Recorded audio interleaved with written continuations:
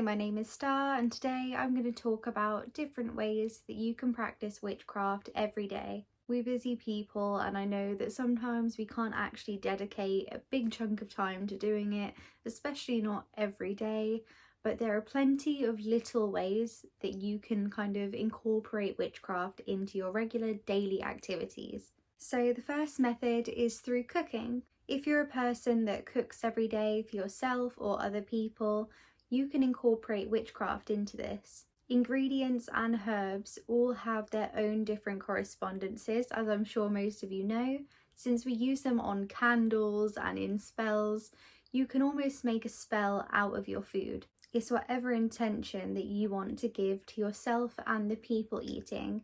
Just remember that the spell you're doing, if you're sharing it out, make sure it's something that you want for everyone who is eating. Another one with cooking is also, especially at this time of year, because it is coming up to winter now, we're going to get colds, we're going to get sick, is to make your own kind of remedies and medicines if you know or find videos on how to do so, and make sure that you are doing it safely.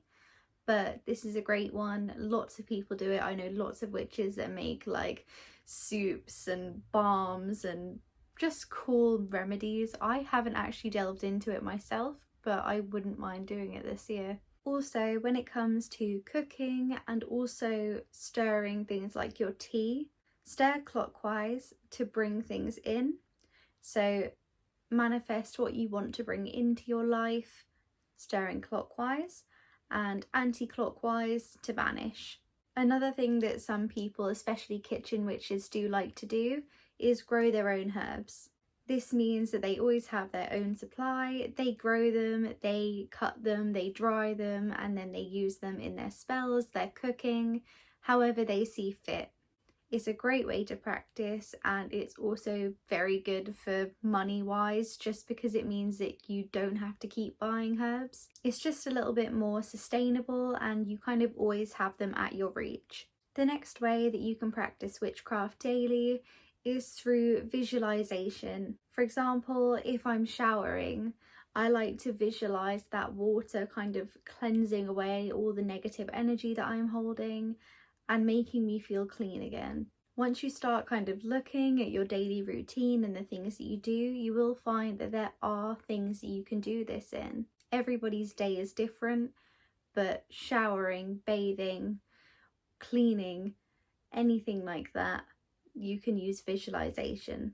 If I have to clean my room, I like to, if I'm dusting and hoovering, I like to envision those things really just picking up almost negative energy and just getting it out of my space and feeling my space feel physically and spiritually clean. Cleansing itself is also something that you can do on a daily basis, whether it be with incense, sage, palo santo, with tincture bells like I have back here. However you like to cleanse, it's something that takes just a few minutes of the day, and it can make you feel a lot more clean and calm and just make your space seem a lot nicer. The next one is meditation. So this is one for people who do have a space in their day. I understand that that's not something that you can do in a busy schedule, but for those who have time in the evenings or the mornings, taking the time to do meditation is absolutely a part of witchcraft, and it's really good for your spiritual and mental health. It's a great way to start your morning, it's a great way to finish your day, and it helps you to grow intuitively, and it's really good for you, and I really need to do it a bit more. I think it's just something that's very well needed in a lot of people's lives, just to take the time to sit, focus on your own breathing, and just try not to think. But when you do, just let the thoughts flow. Don't try and push them out, just let it go, and it'll go. And just try and focus on your breathing again. And it's really revitalizing, it's really comforting, it's just a really great way to connect with yourself as well. It's probably one of the best things and best practices that you can have every day. And if you are someone who struggles with meditation, then I would highly recommend starting with something that has similar principles. So I would recommend starting with something like yoga. So this is something where you still have to focus on your breathing, but it also gives you a physical activity to do. I know some people would find it hard to actually sit still, but yoga is a really great way of doing that, or Pilates or something like that. Or if you just find it very hard to actually stop thinking, then visualization is probably a better place for you to start. And then once you've kind of got better at that, then you might find meditation just a little bit easier. The next way is through making and drinking herbal teas. So this is something you can do whilst you're doing other things like making yourself breakfast or doing a simple task. It takes very little time and it's just a great way to kind of get a little bit of witchcraft in there. So have an intention in mind, something that you want for the day, and then find the right herbs for that, or the right tea if you don't make your own.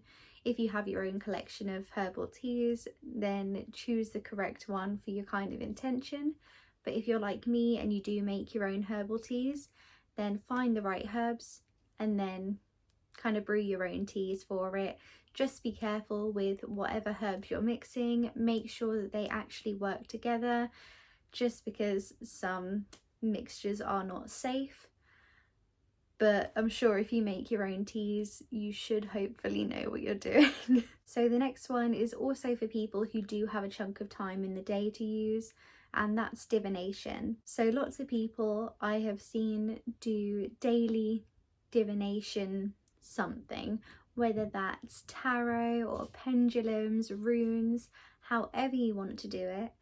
I know a lot of people like to do a daily reading for themselves. You can also do it for other people that you know. I just find that it's a great way to practice with what you're doing. Learn, for example, with tarot, it's a great way to learn the cards and their meanings, but it also means that you get to improve your intuition over time.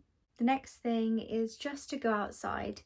This can be a long walk, or it can be just stepping outside of your door. I don't really think it matters. As long as you take some time just to be in nature, connect yourself to nature. I think it's a really important and kind of forgotten almost part of witchcraft. Sit on the grass, listen to nature, feel the wind on your skin. Just actually sit there and let yourself connect. You are a part of nature.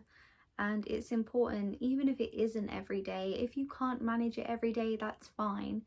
But as often as you can, just take some time to go outside, walk barefoot, feel the earth beneath your feet. Just connect yourself with the world outside. Another great thing that you can do every day, especially as a beginner witch, is just take some time aside to learn. The next thing that's important, especially for beginner witches, is to take some time every day, even if it's just a couple of minutes, to learn and look into new things about witchcraft. This can be the history of witchcraft, how it works, how spells work, all about divination, any type of little thing in your practice that you're interested in trying, or learning about your chakras, anything. Just take some time to look into little things. The next way is through crystals. Every day, choose an intention, something that you want to work on for the day, or a way you want to feel and be, and then pick a crystal that will help and aid you with that. Make sure it's cleansed and it's charged, and carry it around with you. And when you have the time, just hold it, focus on it, but it's not something that you have to dedicate too much of your energy to. But it's another little way just to incorporate witchcraft into your daily life. So that's everything for today. So I hope you found that helpful, and I hope you're able to incorporate some of these into your daily life like I am trying to. Keyword trying. I'm not perfect either, but hopefully it helps. And I know I keep bringing up my Etsy, but I'm gonna do it again because I have updates. So it's not up yet, but there will be a larger range of products than I intended because I've got myself a local wholesaler. So I will in time be selling altar tools and beginner witch kits. I've already got spell kits. I'll be selling witchy jewellery. I'll be making my own wire wrap jewellery. I've got quite a range of things that I will be able to sell, as well as my resin pieces as well. And that will probably start coming out in the next week or so. Thank you so much for watching, and I will see you in the next video.